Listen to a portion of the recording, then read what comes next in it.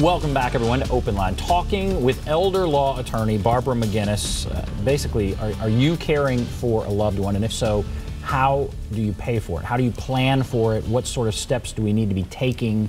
And as we all get older, what steps do we need to be taking to pay for our care as we get older? And also wills and that kind of thing. We have Joe on the line. Let's go to Joe.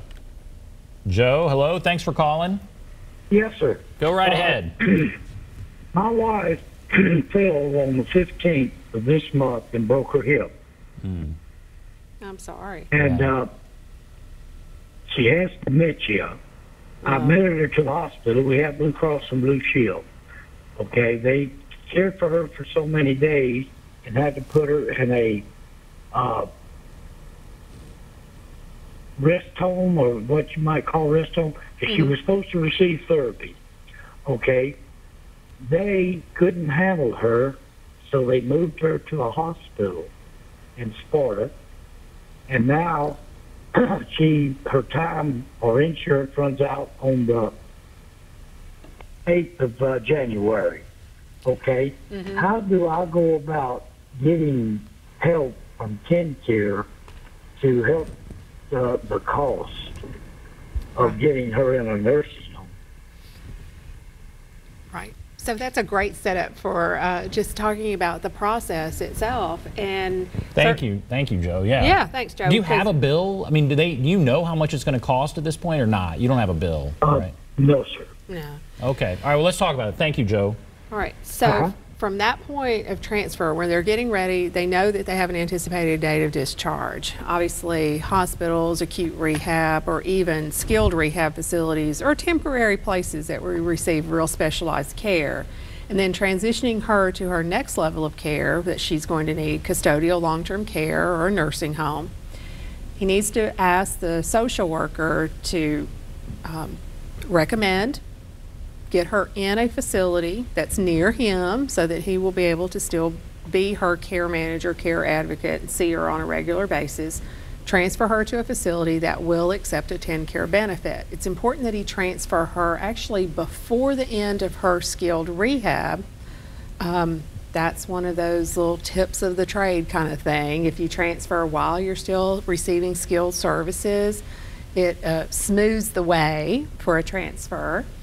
And then the facility can actually help with the Medicaid application process. So tip number one is get in a facility that will accept Medicaid benefits or TennCare benefits. And then, because you can't even start the process really until you're in a facility that is contracted with help, with TennCare for help. And then usually the social worker and the business office manager there will start the application process. It can be a little intimidating. They ask for a lot of verifications. Of course, we're asking for a great benefit. We're asking for a lot of money to help pay for that long-term care benefit. But then, so they'll want to see things like deed to the house. They'll want to know what the income is for the applicant. They'll want to know what kind of resources and cars and funerals and burial plots, and has there been any gifts in the last 5 years, and you need to disclose that. But how to get started with the process is really to tap into the discharge planning system, not wait to the date of discharge. Don't let them assume that you're going to take your loved one home when that's not your intention, and don't feel like you have to, because you know your limitations and you know what your loved one needs, and to facilitate that transfer to an appropriate facility. Because Joe's been through a lot. I mean, his wife falls, breaks her hip, she has dementia, she's been moved from one thing to the other. He's not necessarily thinking about the cost of it just right now, but it's going to hit. No, care is going to be overwhelming. Yeah. And isn't it in the interest of whatever facility she's in to approach him about this, or do people fall through the cracks? I think people actually, discharge planners in general, or there may be assumptions made that if you don't say what your plan is, they may assume that that person is going to return to their prior living environment, which sounds like was at home with him. So making sure that everybody's clear and on the same page. So he needs to go and do that. He needs to go and just proactively say something. Yes. Even in the midst of all this craziness, Right. that's the right thing to do. And probably have a good idea about where some of those places could be local to him, places that he feels comfortable with. And then just talking to them, assisted living facilities versus long-term care facilities. Not the same level of licensure, not the same level of reimbursement. So be very careful about that as well.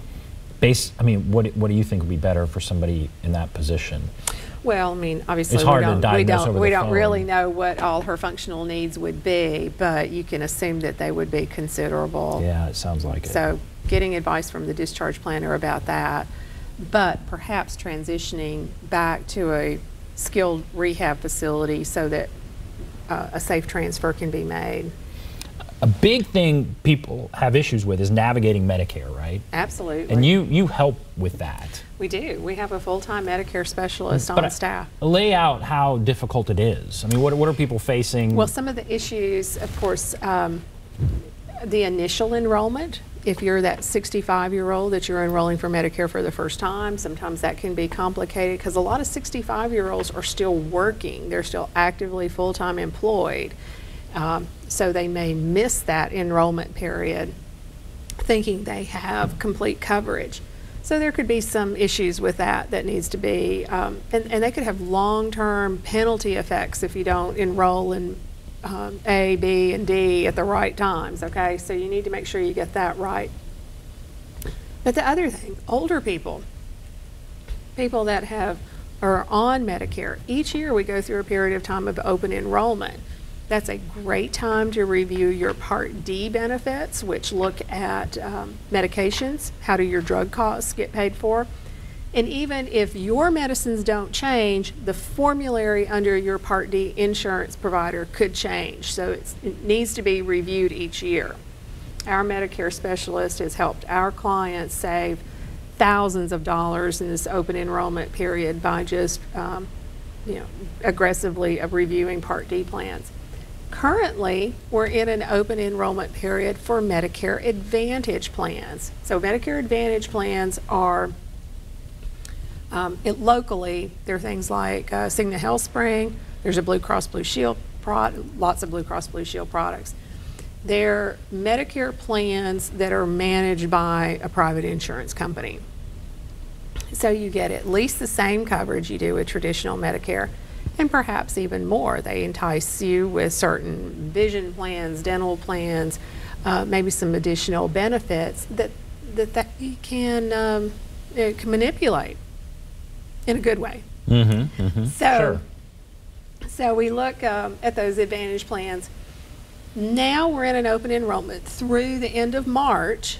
So if you have a Medicare Advantage plan and you don't like it, you can switch to another Medicare Advantage plan, or you can switch back to traditional Medicare A, B, and a D plan.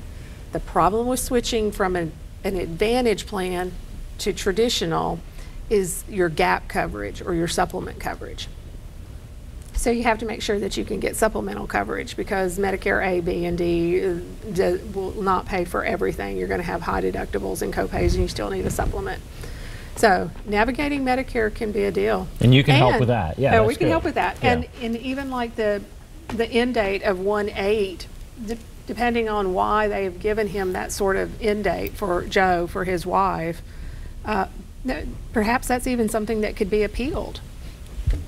Something, I mean, we talked a little bit about this, but something that concerns me just from hearing callers and just looking around is the poverty of baby boomers, right? I mean, this upcoming generation, there's a lot of poverty out there. There is. And how in the world are they going to pay for the kind of things we're talking about here?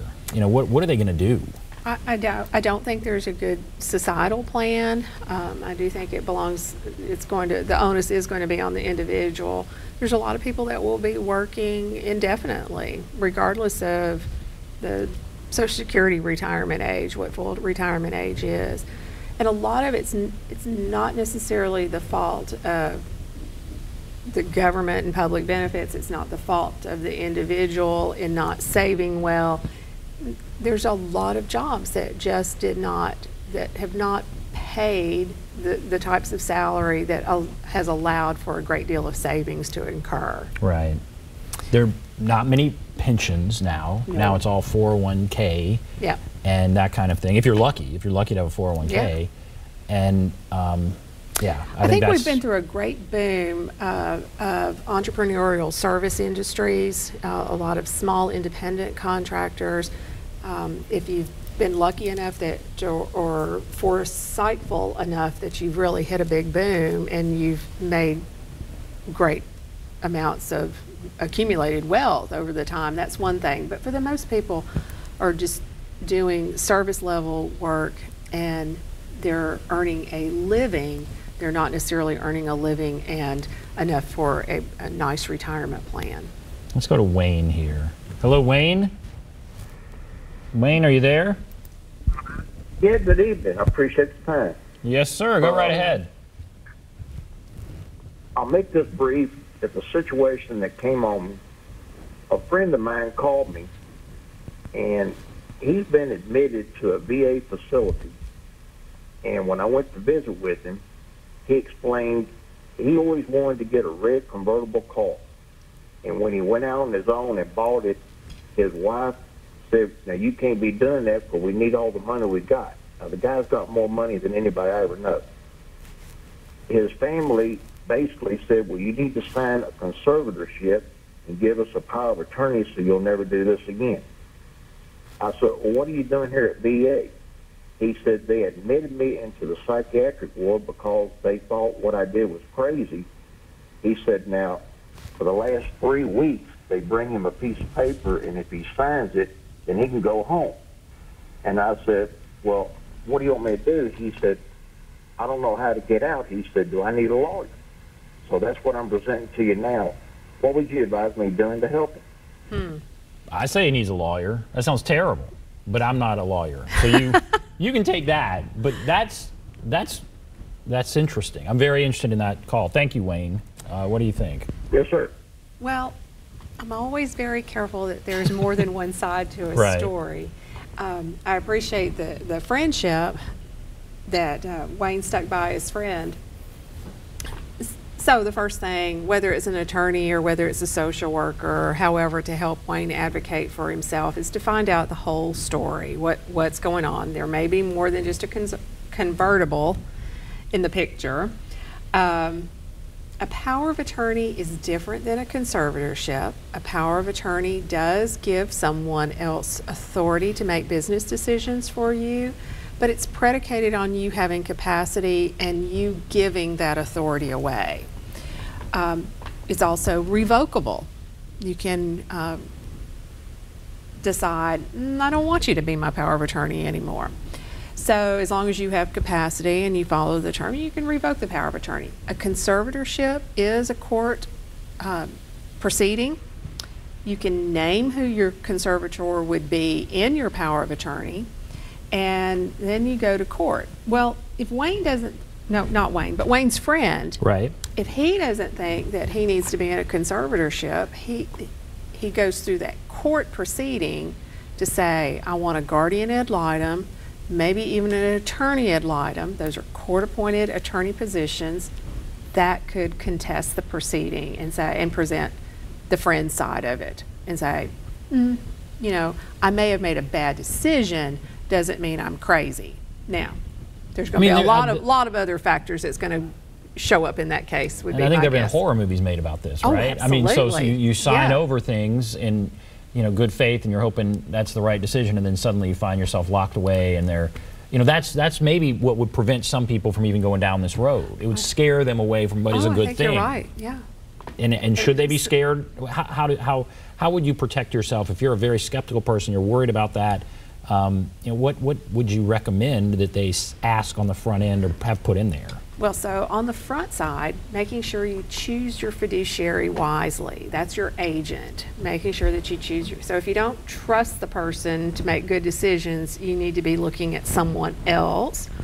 Or if you're lucky enough that you have maybe a couple of people in your life that you trust, maybe you have co-powers of attorney, Or maybe you have someone that an accounting is due, accounting of their finances to make sure that they're not misappropriating your funds, right?